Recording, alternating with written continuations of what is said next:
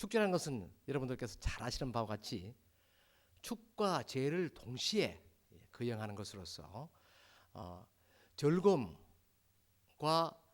또는 제의의 그런 풍속을 같이 곁들여서 한다, 이렇게 말씀드릴 수가 있습니다. 그 축제는 하나의 오신행위, 신을 위로하는 그러한 행위, 또는 신을 즐겁게 하는 그런 행위로서도 이렇게 우리 민족들에게는 오랫동안 전승되어 오고 있습니다. 이 오신행위는 하나의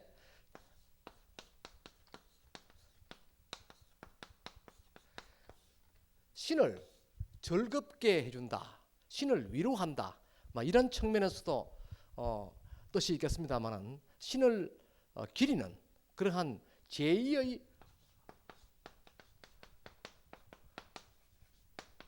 의례를 풍속의 하나이다, 이렇게 말씀드릴 수가 있습니다.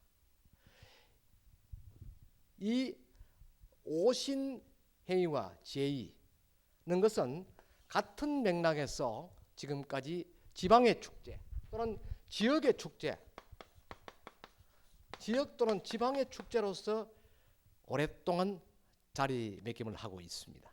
그러면 이 지방의 축제, 소위 로컬 페스티벌은 어떠한 형태로 이루어졌는가 하는 것입니다. 그렇다면 오늘은 그 주제를 단어로 해서 우리나라의 대표적인 단어인 강릉 단어와 자인 단어를 비교하면서 축제의 연행 형식을 비교 분석해보는 그런 시간을 갖도록 하겠습니다. 그렇다면 먼저 단어의 의미를 살펴보도록 하겠습니다. 단어란 무엇인가? 단어란 무엇인가? 이 단어는 가장 해를, 다시 말하면 양의 입장을 가장 가까이 접할 수 있는 그러한 시간, 그러한 절기다, 이렇게 말할 수 있습니다. 그렇다면 음과 양이 가장 가까이 결합할 수 있는 그러한 시기다, 그러한 절기를 단어다, 이렇게 이야기하고 있는데, 본래 이 단어는 그 중국의 초나라의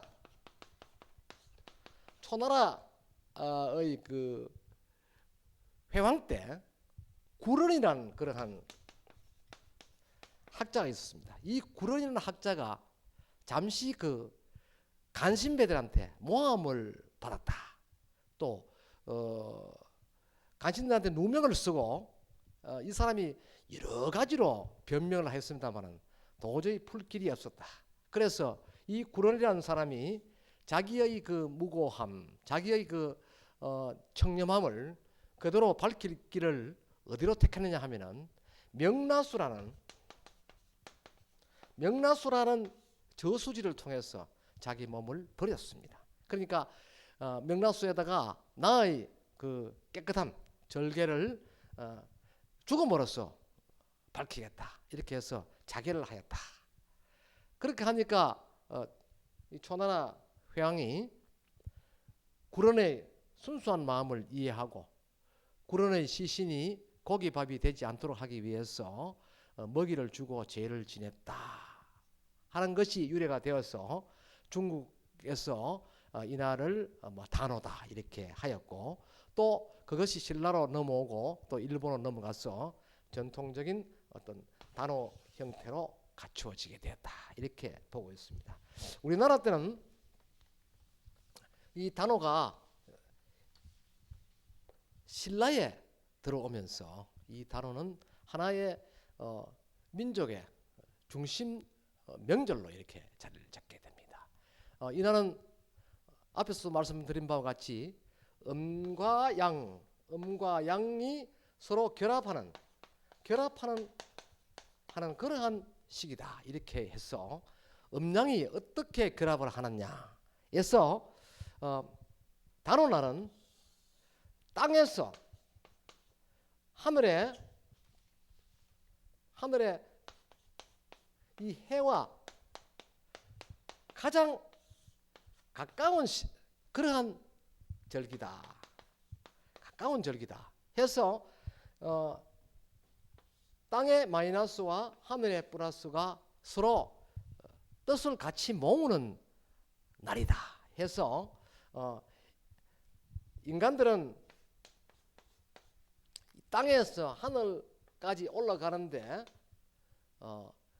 하늘로 다시 말해서 천상으로 오르는 그러한 수레를 타고 올라간다 해서 수레 모양의 바퀴를 표현하는 그러한 날로 해서 수리 날이다 또는 수레 날이다 하였습니다. 그래서 이날은 제2 음식으로 떡을 하는데 이 떡의 모양도 역시 이렇게 해서 수레 바퀴의 모양으로 만들었다 해서 수리떡이다, 수레떡이다 이렇게 이야기를 하고 있습니다. 단오는 풍년 농사를 기원하는 하나의 제2 형식도 되고 있습니다. 그래서 이 단오를 기점으로 해서 하지에 이르기까지 농민들은 모내기를 합니다. 이 모내기를 하면 가장 해의 일조량이 적절한 시기에 모내기를 함으로 인해서 자리를 바꾸는 모가 빨리 착근할 수 있는 그런 시기다 해서 하지까지 모내기를 모두 마치는 것이 풍습화되어 있습니다. 그렇다면 이 단오는 민가에서 어떻게 전성되어 오고 있느냐 하면은 단오날은 통상적으로 우리나라는 여자의 날이다. 여자의 날이다 해서 여자가 그날은 자유롭게 활동할 수 있는 그런 날이다 이렇게 이야기를 하고 있습니다. 그래서 음의 날이다. 또 양을 받아내는 그런 음이 큰 날이다라는 것입니다. 그래서 우리 그 설화에 의하면은 밤새도록 그 여인네들이 요강에다가 오줌을 모아놓고 이른 아침에 그 요강을 머리에 이고 시아버지께 단오장에 다녀오겠습니다 이렇게 하고는 바로 그 보리밭으로 이렇게 나갑니다. 나가서 보리밭 일항에다가 자기가 밤새 그 모아두었던 오줌을 일항에 쭉 주면서 풍년농사를 기원하고 그래서 그 오강을 다시 들고 냇가로 가서 깨끗이 씻고는 그 냇가에 흘러내려오는 동쪽에서 서쪽으로 흘러내려오는 그 물을 그 창포를 풀어서 머리를 깨끗이 감습니다. 그래서 창포에 머리를 감는다. 창포에 머리를 감으면 여인의 머리가 아주 윤기가 납니다. 그래서 윤기가 나니까 바로 이 여인의 머리에 문기가 하늘까지 빨리 뻗칠 수 있다. 하늘의 햇빛이 바로 반사되어 갈 수 있다라는 그런 의미를 가지기도 합니다. 그리고는 그 냇가에 있는 그 쑥대를 뽑아서 머리에 꼽는 그런 이래, 그 천궁의 이래를 보입니다.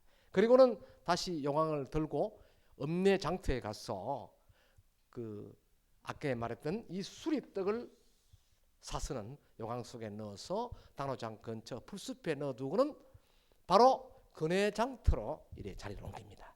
그럼 근회장터에 가서 여인들이 단오날 근회를 타면서 한 번도 그 남편 외에는 남정네를 보지 못했던 여인네들이 근회를 통해서 멀리서 남정네들이 옷을 벗고 씨름하는 그런 씨름터에서 남정네의 양기를 이렇게 멀리 훔쳐보게 됩니다. 그래서 치마를 훌쩍훌쩍 날리면서 그네를 타고 양의 기운을 받아들인다 해서 양의 날이다. 그래서 가장 햇빛이 가깝게 들어오는 그런 시간이 정오다.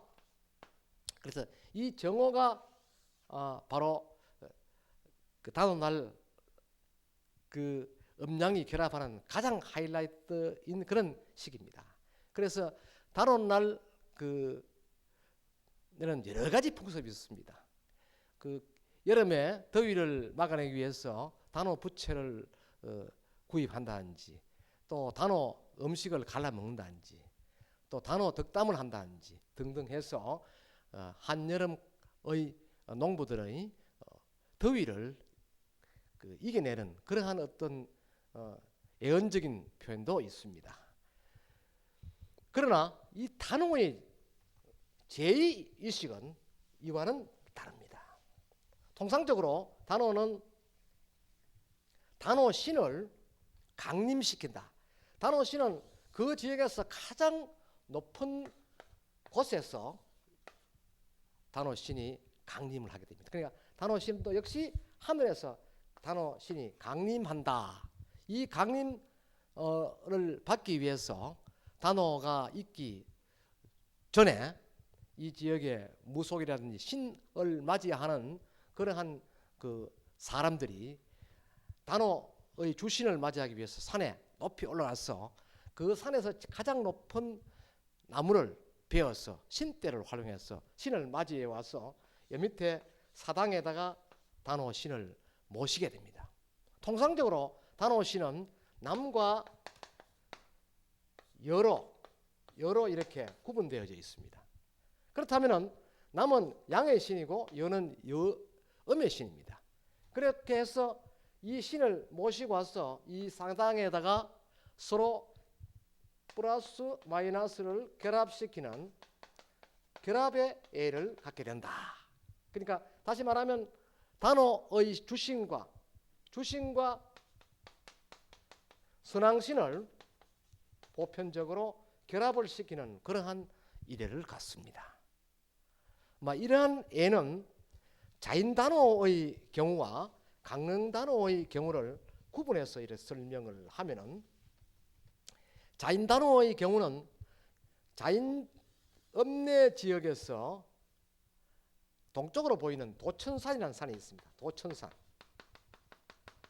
도천산이라는 산이 있는데, 이 도천산이라는 산에서 단호 일주일 전에 이곳에 그 신 내림을 받은 사람이 단호 신을 맞이하기 위해서 도천산으로 이렇게 오릅니다.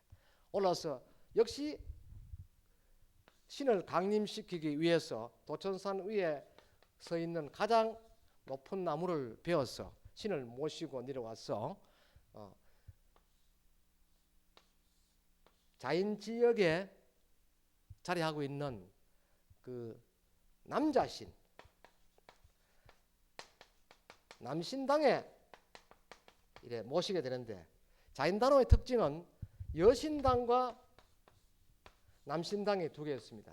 그래 있는데 이 여신당과 남신당을 자인은 이것은 한장군이다,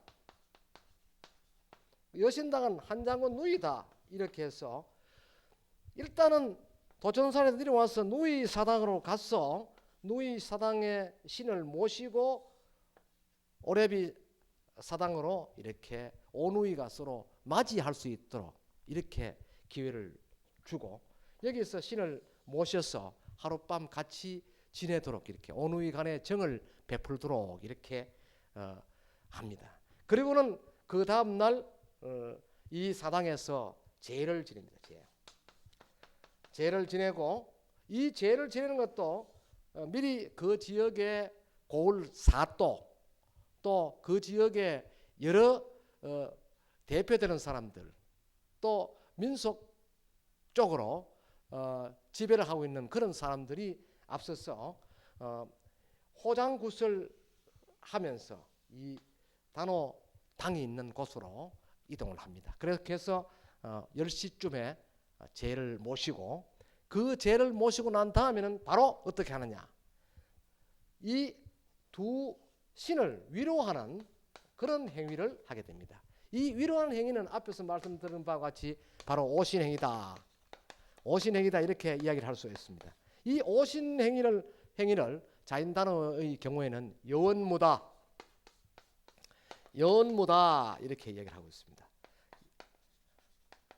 여우무는 둥글게 춤을 추는 것인데, 이 여기서 자인단호의 경우는 여우무란 존재가 단호의 주 행사에 삽입되면서 전설을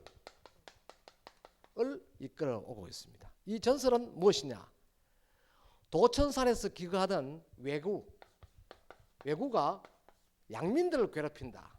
그렇게 해서 이 한 장군의 오누이가 이 왜구를 물리치기 위해서 어떤 방법을 강구하는 것이 남자를 여자로 분장을 시켰어. 둥글게 춤을 춘다. 춤을 추면서 거기에 등장하는 존재가 그 밑에 있는 버들지입니다.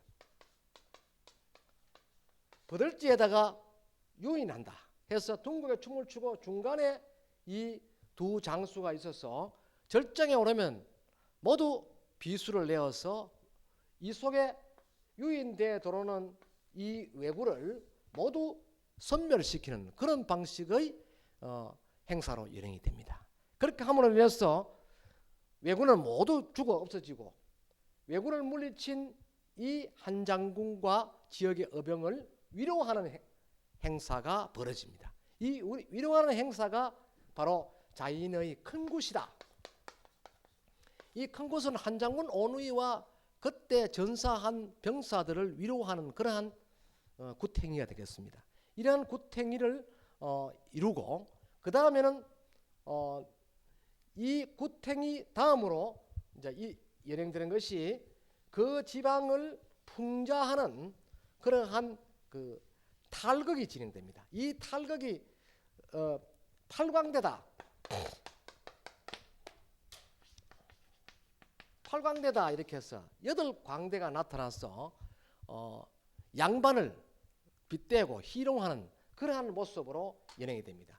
이 연행은 이때 단호장에 나오는 모든 사람들에게 풍류를 전하고 또 억압된 것을 민중의 힘으로 승리할 수 있다는 그러한 의미를 부여하는 것입니다.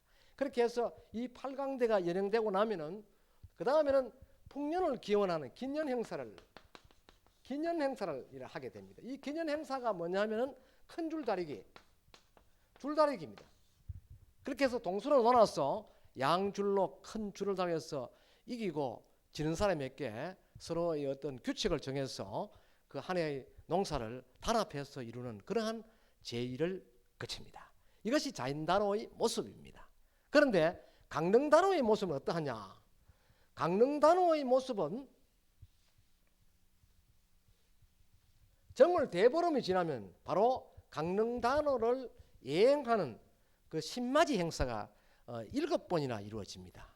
그래서 1단오부터 7단오라 해서 이루어져서 단오 전까지 이렇게 이루어지는데 강릉단오는 대관령, 강릉을 중심으로 한 대관령이라는 그런 산에 산신과 이 강릉 일대를 지켜주는 선왕신 신을 중심으로 제의가 이루어집니다. 이 대관령의 산신은 신라 때 삼국통일을 일으켜냈던 김유신이다. 김유신을 대관령 산신으로 모시고 그리고 이 일대를 지켜준 그러한 선량한 존재로 범일국사를 선왕신으로 이렇게 모셔줍니다. 그렇게 모셔놓고 각각 작은 정각을 이렇게 졌습니다. 적고는 역시 단오 전에 강신을 받습니다. 받아서 이 선왕신과 그 다음에 산신을 서로 동침케 하는 그러한 제의 행위를 하게 됩니다. 이런 행위를 하고는 바로 그 단오라는 단오장에서 오신 신을 절긋게 하는 행위가 이루어집니다. 그 춤과 또 단오를 흥겹게 하는 그 유희가 이제 진행되고 연행되는 것입니다. 이 행사가 이루어지고 나면은 관노가명극해서 이 관노가명극 역시 자인의 팔광대 형식과 같이 관을 비아냥하는 그런 노비들의 그 춤이 되겠습니다. 가면을 쓰고 관장을 능멸하는 그러한 풍자를 하는 그런 극이 되겠습니다. 이런 극을 하면서 민중과 또 관, 그 지역의 모든 백성들이 단합하는 그러한 것을 모으는 풍년제의 형식이 이루어지는 것입니다. 이러한 형태는 모두가 어떻게 하느냐? 앞에서 이야기했던 같이 두 가지의 단오의 형태는 모두가 신을 맞이하고 신을 맞이한다. 영신한 신을 맞이해서 그 다음 신을 즐겁게 하는 오신하는 그러한 행위를 하고 그 다음에 민중도 함께 합의하는 그러한 모습을 보임으로써 모두가 풍년농사에 단합한다. 이러한 형태를 단오날 연행하게 되는 것입니다. 단오는 한마디로 이야기하면 농촌에서 풍년농사, 풍년을 기리는 그러한 제이다. 이렇게 이야기할 수가 있습니다. 뭐 이러한 형태는 해변가에 서해안 쪽으로 바다 쪽에 그 제주도 쪽에는 풍어를 기원한다. 풍어를 기원한다. 고기를 많이 잡는 그러한 한 해를 기원한다는 것입니다. 이러한 제2 형태가 바닷가와 육지와는 서로 형태는 틀리지만 그 본래의 모습은 같은 것입니다. 그래서 이 단오는 우리 그 민속에 있어서 민중에게 새로운 어떤 희망을 갈구하고 또 희망을 꿈꾸는 그러한 형태의 민속 제의가 되겠습니다. 그래서 이 단오는 어떤 형태이든 간에 농민들에게는 가장 큰 명절 중에 하나다. 이렇게 얘기할 수 있습니다. 그러면 단오에 등장하는 주신은 누구냐? 주신은 누구냐? 여기에서 많은 의견이 있습니다. 강릉의 경우는 그는 주신이 산신은 김유신, 그 다음에 선왕신은 범일국사다. 그렇다면 자인은 누구냐? 주신은 한장군이다. 그 다음에 주신 다음으로 선왕신 형태의 부신은 누구냐? 누이다. 자, 이렇게 강릉과 자인의 주신 형태가 서로 다른 형태로 이렇게 출현하고 있습니다. 그러나 자세히 살펴보면은 이 김유신은 남자입니다. 이 선왕신 국사도 역시 남자입니다. 남자지만 이 선님이기 때문에 이분은 음의 역할을 하는 걸로 되어 있습니다. 자, 여기는 한장군은 남자입니다. 누이는 여자입니다. 여도 플러스 마이너스입니다. 음양이 각각 달리 되어 있다라고 말씀드릴 수가 있고, 강릉의 주신이 김유신이다, 자인의 주신이 한장군이다라고 그 표현을 하는데, 경산의 단오의 오신행위의 그 무의는 여원무입니다. 여원무의 춤은 이렇게 둥근 춤을 추는 것입니다. 둥근 춤은 여자가 둥글게 춤을 춘다. 신라 때 이 여원무가 신라 말 또는 고려 초라고 이야기하는데 신라 때의 춤이다 이렇게 볼 수가 있습니다. 신라 때의 여원무는 바로 여원이란